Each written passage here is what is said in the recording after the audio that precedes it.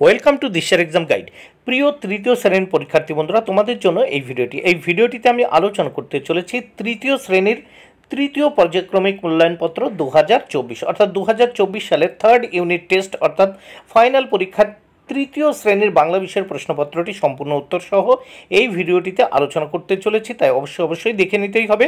সম্পূর্ণ সিসিএ পদ্ধতি অনুসরণ করে প্রশ্নপত্রটি তৈরি হয়েছে। পূর্ণমান 50, সময় 1 ঘন্টা 30 মিনিট। বাঁ দিকে পরীক্ষার্থীর নাম অর্থাৎ তোমরা তোমাদের নাম লিখবে এবং ডান দিকে ক্রমিক সংখ্যা, এখানে তোমরা তোমাদের রোল নাম্বার লিখবে। প্রথমে দেখো এক দাগে কি বলেছে। এক দাগে বলেছে কবির নাম সহ দেশের মাটি কবিতার প্রথম 4 লাইন মুখস্থ লেখো, এর জন্য 10 মার্ক। কবির নামের জন্য 2 মার্ক এবং কবিতার 4 লাইন মুখস্থ লেখার জন্য 8 মার্ক, মোট 10। প্রথম কবির নাম সত্যেন্দ্রনাথ দত্ত। দেশের মাটি কবিতার কবির নাম সত্যেন্দ্রনাথ দত্ত। এবার কবিতা দেখে নাও। মধুর চেয়েও আছে মধুর, সে এই আমার দেশের মাটি, আমার দেশের পথের ধুলা, খাঁটি সোনার চাইতে খাঁটি। তাহলে এই দেখো সত্যেন্দ্রনাথ দত্ত কবির নাম হয়ে গেল, আর 4 লাইন এখানে দেশের মাটি কবিতা লেখা হয়ে গেল। তাহলে এখানে 10 মার্ক বরাদ্দের জন্য। এবার নেক্সট আমরা 2 দাগের প্রশ্নগুলো দেখব। 2 দাগের নিম্নলিখিত প্রশ্নগুলির একটি বাক্যে উত্তর লেখো। 5টি প্রশ্নের উত্তর করতে হবে, এর জন্য 5 মার্ক। প্রত্যেকটি প্রশ্নের জন্য 1 মার্ক করে বরাদ্দ। প্রথম 2 এর ক, আগমনী কবিতাটি কার লেখা? উত্তর, আগমনী কবিতাটি প্রেমেন্দ্র মিত্রের লেখা। প্রেমেন্দ্র মিত্রের লেখা। খ, ঈশপের প্রভু কে ছিলেন? উত্তর, ঈশপের প্রভু ছিলেন রাজা ক্রোসাস। গ দাগে কার লেজ কাটারির আঘাতে কেটে গিয়েছিল? উত্তর, কাঠবিড়ালির লেজ কাটারির আঘাতে কেটে গিয়েছিল। ঘ দাগে ঘনাদা চরিত্রটি কে সৃষ্টি করেছিলেন? উত্তর, ঘনাদা চরিত্রটি সৃষ্টি করেছিলেন প্রেমেন্দ্র মিত্র। দাগ ছন্দের জাদুকর নামে কে বিখ্যাত ছিলেন? উত্তর, ছন্দের জাদুকর নামে বিখ্যাত ছিলেন সত্যেন্দ্রনাথ দত্ত। এবার 3 দাগে আমরা দেখতে পাচ্ছি 3 দাগে কি করতে হবে দেখে নাও। এলোমেলো বর্ণগুলিকে সাজিয়ে লেখো, এর জন্য 4 মার্ক। প্রত্যেকটি প্রশ্নের জন্য 1 মার্ক করে বরাদ্দ। 4টি প্রশ্নের উত্তর করতে হবে। প্রথমে ক দাগে দেখো এখানে আছে দ, ব্রি, বা, তারপর পেট কাটা শয়টয় হসি, তারপর লা। এটাকে সঠিকভাবে সাজিয়ে লিখতে হবে। দেখো বৃষ্টি বাদলা।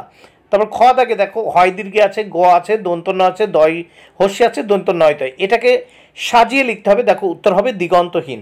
গ দাগে দেখো র, দন্ত নয় ধয়, অ কয়াকারে কা আছে। তারপর দেখো এটাকে সঠিকভাবে সাজিয়ে লিখতে হবে অন্ধকার। ঘ দাগে দেখা আছে বয়কার, ডয়সনরায়াকার, তারপর কা, তারপর লয় হস্যি, তারপর ঠ। এটাকে সঠিকভাবে সাজিয়ে লিখতে হবে কাঠ বেড়ালি। এবার দেখো 4 দাগে শব্দার্থ লেখো, এর জন্য 4 মার্ক। প্রত্যেকটি প্রশ্নের জন্য 1 মার্ক করে বরাদ্দ। এখানে দেখো 4টি প্রশ্নের উত্তর করতে হবে, 4 মার্ক। প্রথম দেখো কতে আছে কমল, কমল মানে উত্তর হবে পদ্ম। খতে আছে বার্তা, বার্তা মানে সংবাদ। গতে আছে নাগাল, নাগাল মানে ছোঁয়া। ঘতে আছে কুজন, কুজন মানে পাখির ডাক। এবার 5 দাগে দেখো শব্দ যুগলের অর্থ পার্থক্য লেখো, এর জন্য আছে দেখো 2 মার্ক। প্রত্যেকটি প্রশ্নের জন্য 1 মার্ক করে বরাদ্দ। 2টি প্রশ্নের উত্তর করতে হবে। প্রথম কতে আছে ধোয়া, এই ধোয়া মানে ধূম বা ধূম্র।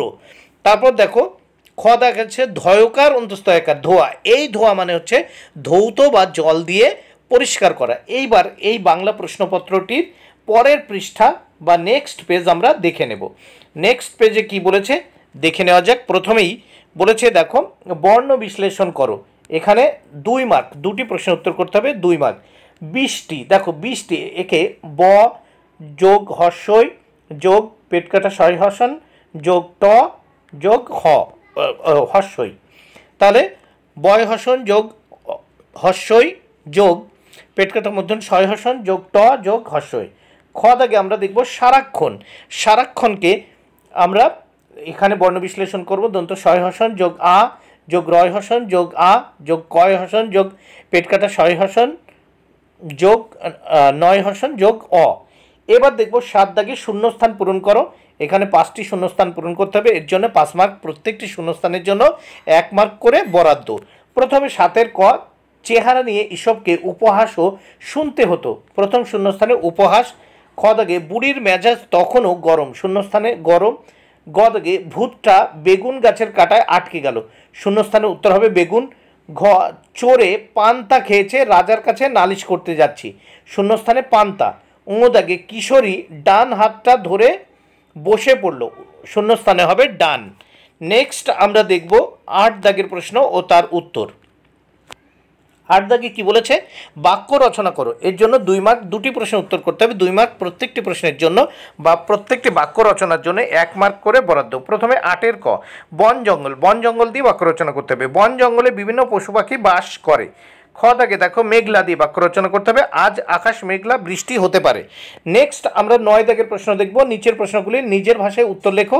এখানে দেখো 3টি প্রশ্নের উত্তর করতে হবে, 6 মার্ক। এই 6 মার্ক, তাহলে দেখে নেওয়া যাক। এখানে 2টি প্রশ্নের উত্তর করতে হবে, 6 মার্ক প্রত্যেকটি প্রশ্নের জন্য, 3 মার্ক করে বরাদ্দ।